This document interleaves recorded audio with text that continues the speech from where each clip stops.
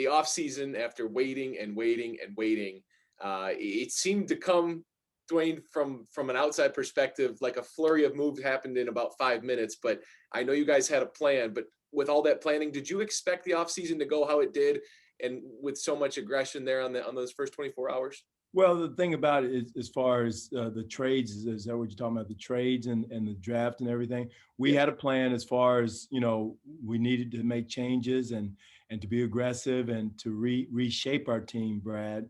And I thought Troy and his staff did an excellent job of doing it.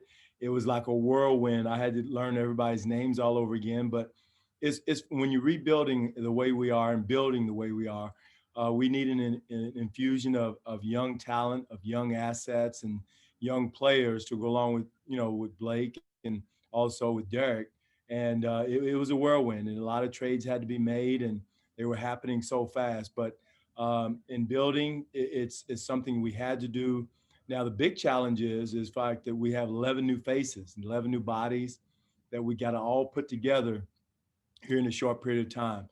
I was telling Killian this morning at practice, about a month ago, he was working out in the church down in Florida, hoping for the draft. And then a year ago, he's playing over in the league over in Europe. And now, lo and behold, he's getting ready to play his first NBA game next week. So changes are fast. Everybody's learning on the fly, but it's still all good. The energy is great. It's exciting for our franchise, and we're looking forward to it. The young guys you have, and there are a lot of them, are there with Blake Griffin and Derrick Rose, and building the way that you guys did, that this wasn't by accident. And people may criticize it and it may not pan out, but that was your plan. Have Blake and Derrick told you behind the scenes that they're on board with that? Because we know in the NBA, some guys don't want anything to do with a rebuild. They're sort of coaching up some young guys. No, both guys are. Matter of fact, the first thing Blake did was invite Sadiq out to Los Angeles.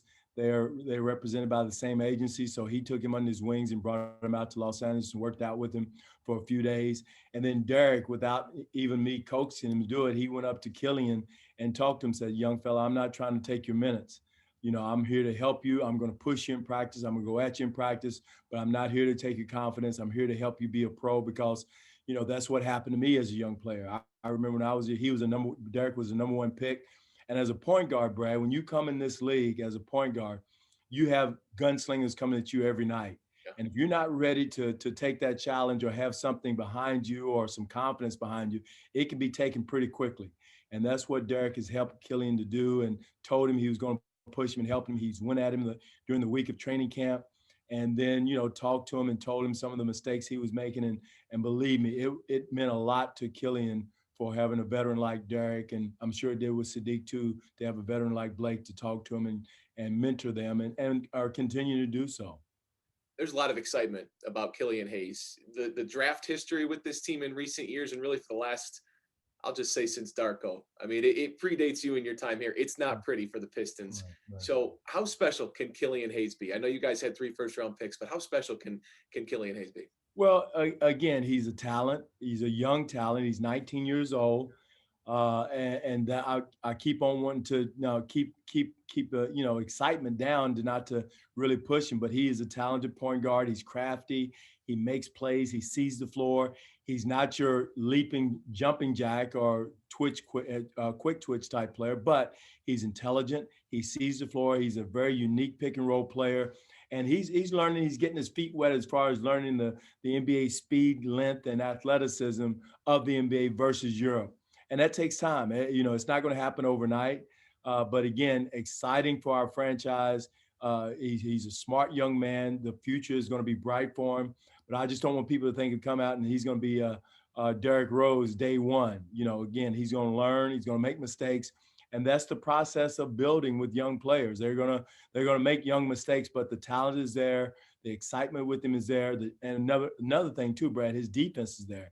So that's very important for us too. He's not only just an offensive high draft pick, he's a defender also. It's tough in the NBA right now, because even just listening to what you're saying here, Luka Doncic did it, and that wasn't really expected right out of the gate by many people. But then you showed in Toronto the ability to have patience can pay off.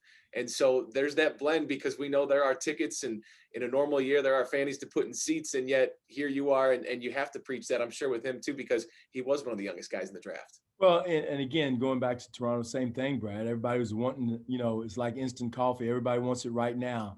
And, we were patient. We had a plan with the organization there, as we do here now. And it takes time. I mean, it's not going to happen overnight. We're going to push it and coach it like it's going to be overnight. But to expect us to win a championship in the next year or two, or whatever it is, but we want to show progress. We want to show growth. We want to show a kid like Killian can go out and compete every night and at the same time play to win. We're not going out playing for draft picks or anything. We're playing to compete to win, and that's the other side of the process. And you had other process where they're trying to lose every game, and we're not. We're going out to compete, to play. That's why you keep veterans around like Blake, like Derek, to be able to compete and to teach the young players how to win.